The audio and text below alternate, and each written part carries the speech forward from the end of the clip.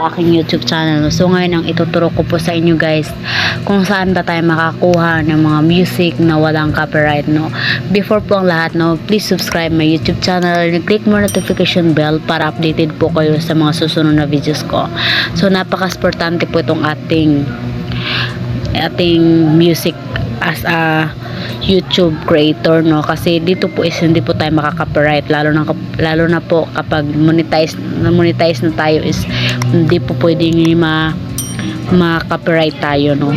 Search lang po natin yung YouTube dashboard login.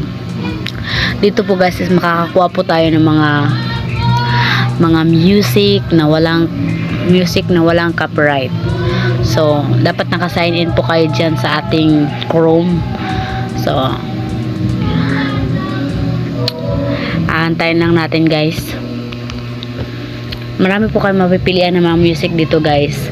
Napakaganda po ng mga music, at dito po 100% libre at wala kayong babayaran at hindi kayo makaka-copyright. So sayang naman kapag makaka-copyright yung ating mga videos. So pinutin lang natin yung status channel. Pagka-pinut ng status channel is direct na po tayo makapunta ng ating dashboard. Aantayin lang natin dyan guys, naglo-loading pa. So nandito na tayo sa ating dashboard channel. So ito nga pala yung ating YouTube channel, no. Guys, huwag kalimutan mag-subscribe guys para updated po kayo sa mga susunod ng mga videos ko. Dito po is magbibigay po tayo ng mga tips na tungkol sa YouTube, paano tayo mag-grow, paano gamitin ng mga TubeBuddy. May video din tayo dyan guys ha. Dito sa analytics o dito sa content, isa-isahin ko na lang guys para meron kayong idea. So dito sa content, dito natin makikita ang mga content natin, no, dito. So alam nyo na yung content. Dito sa comment o analytics, sa analytics guys, makikita natin mga analytics dyan natin makikita yung kita natin ng YouTube, kasi wala pa naman, hindi pa natin na-reach yung oras na need ni YouTube. 4,000 watch hour ang kailangan. Kaya supportahan nyo po yung aking YouTube channel. So dyan po makalagay yung kita natin at mga panonood, halos katulad ng karaniwan. So dyan po makikita yung nanonood natin mga videos habang nagpapanood ng oras 8. So yan po, dyan natin makikita lahat dyan. Yes. So dito natin bukas, ito po yung iano ko sa inyo, ituturo ko sa inyo guys paano ayusin itong mga subtitle ng channel. So isa-isahin ko yan sa pagtuturo sa inyo guys. Copyright, itong mga copyright, yung nag-copyright ng mga videos natin, dyan natin makikita. So ito yung channel, yung settings natin, pag-customize ng channel natin. Diyan natin makikita yung mga pag-customize ng ating YouTube channel.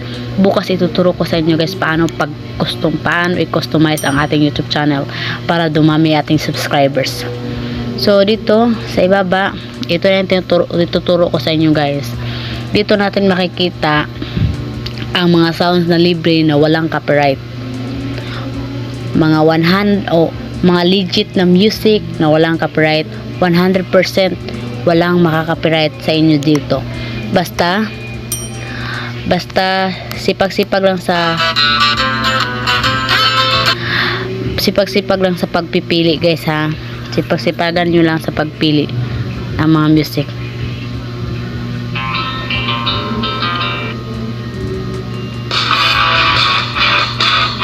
So kung makikita nyo guys, dyan sa ibaba, makikita nyo yan mayroong download, tapos mayroong star. Kapag lagyan nyo yung star yan, ibig sabihin gusto nyo yung kanta na yan. So example lang naman yan guys. So pinutin natin yung save. Pagka pinut ng save, direct na po yan mada-download, makikita nyo guys. So open file, so direct na po yan nakapunta ng files natin. So ituturo ko yan sa inyo guys kung paano natin i-apply kapag mag-edit tayo yung music na hindi makaka-copyright sa next vlog na natin guys. Araw-araw tayo magbibigay ng mga tips dito about the YouTube Kaya wag na kayong magpatumpik-tumpik na, mag-subscribe na kayo guys, hanggat para marami kayong matutunan guys. Mag-subscribe na kayo dito guys.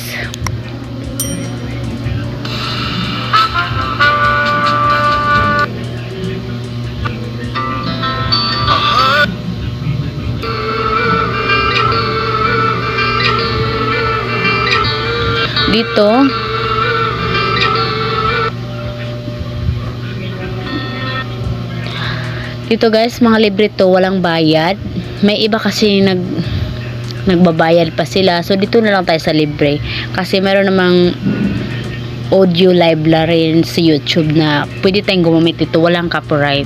So dito na tayo sa safe gamitin, no? Kasi kapag mayroong copyright yung ating mga videos, is may puruhan dyan na hindi pwedeng i-monetize yung ating mga YouTube channel. So dito na tayo sa yung legit, yung alam natin na okay yung mga music.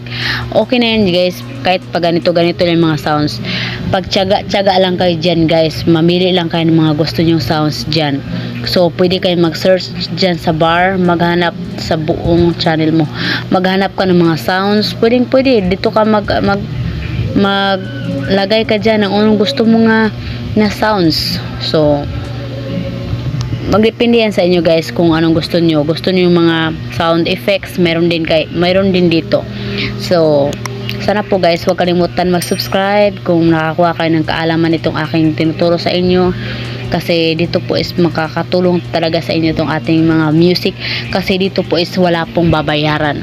Huwag kalimutan mag-subscribe guys, yan lang po. Huwag kalimutan mag-subscribe and like sa aking YouTube channel. Thank you for watching. Bye bye, next vlog naman tayo.